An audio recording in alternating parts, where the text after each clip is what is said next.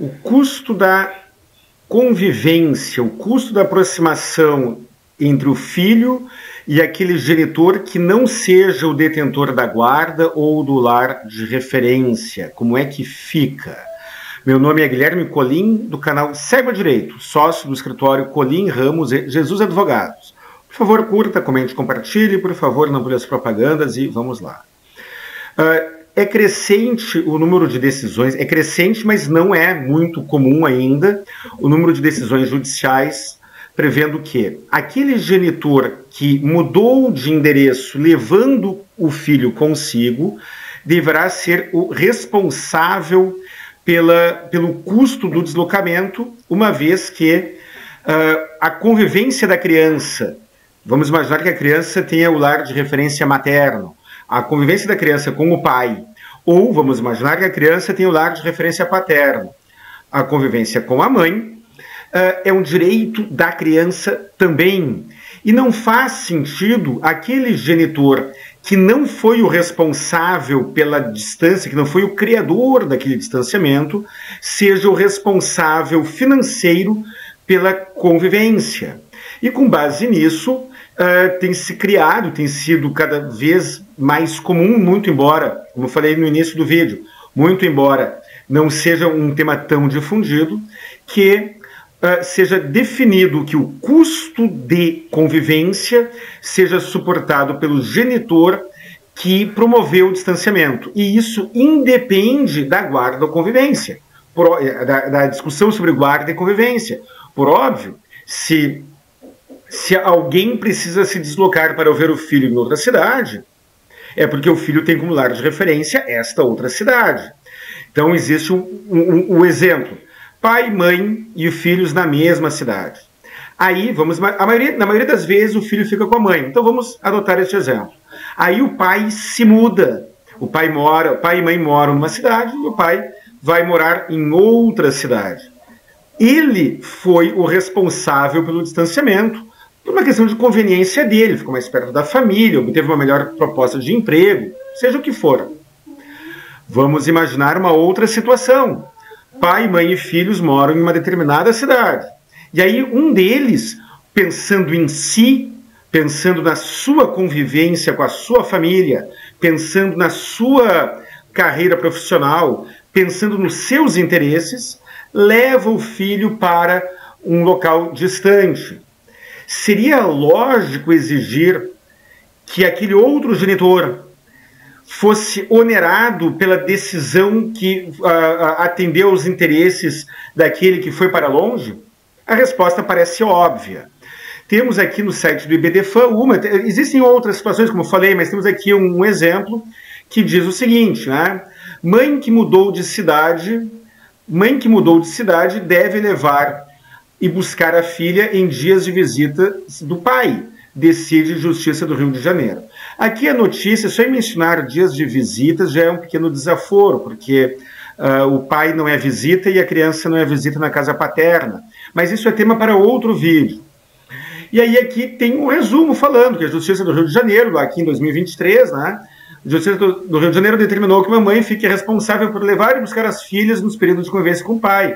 Decisão é de vara única de Paraty, do Tribunal de Justiça do Rio de Janeiro. E aí explica que o casal morava em São Paulo quando a mãe, por óbvio, por razões dela, por razões de interesse dela, se mudou com a filha para Paraty, no Rio de Janeiro. O pai então ajuizou a ação com pedido de liminar que obrigasse a ex-mulher a levar e buscar a filha na capital paulista nas datas de visita.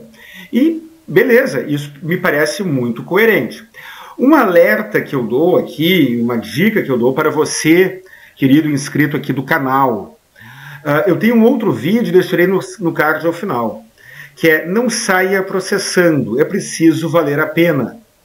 Se você está vivenciando uma situação dessas, está suportando a desaforada distribuição incoerente de custos, ficando com a despesa de deslocamento para ver o seu filho, para buscar o seu filho, e a mãe ou o pai, né, o detentor da guarda, está lá abancado, assistindo tudo, sem participar deste custeio, isso por si só, e agora estou invadindo a sua vida pessoal, estou lhe dando um conselho não solicitado. Isso por si só, caso você consiga suportar este custo, aos meus olhos, não é motivo suficiente para você iniciar um conflito judicial. Caso todo o contexto, todos os demais fatos estejam funcionando sem situações prejudiciais, eu recomendo que você, por isso, tão somente por este motivo, não saia ajuizando ações.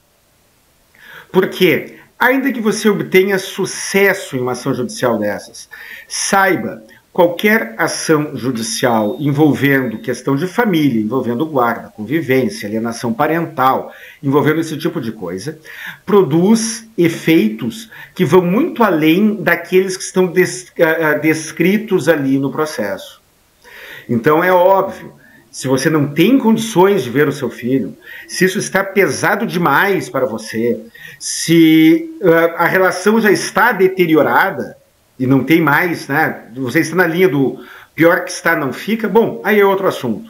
Mas se você estiver conseguindo gerenciar com razoável qualidade esta relação, eu aconselho a ficar atento, a documentar essas despesas, documentar e guardar para si, numa pasta, num arquivo no seu computador, documentar esse tipo de coisa e ir levando. O tempo passa muito rápido e uma guerra numa vara de família produz sequelas psicológicas gravíssimas para todos, inclusive para os vencedores. Então, a briga tem que valer a pena. E essa avaliação é subjetiva. Não tome decisões, por favor, não tome decisões de impulso. Não tome decisões na hora da raiva.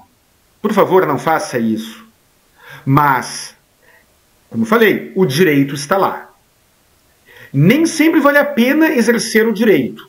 Às vezes o custo do exercício de um direito é maior do que o prejuízo de sua violação. A avaliação é subjetiva, como falei, mas é muito comum as pessoas perderem uma ação judicial ou cederem em um acordo durante uma ação judicial e, ao mesmo tempo, dentro da lei, fazerem ou deixarem de fazer coisas que estão dentro da autonomia delas e que acabam prejudicando a parte contrária. Isso é muito comum. Isso é muito comum para ambos os lados. Então, minha dica é essa.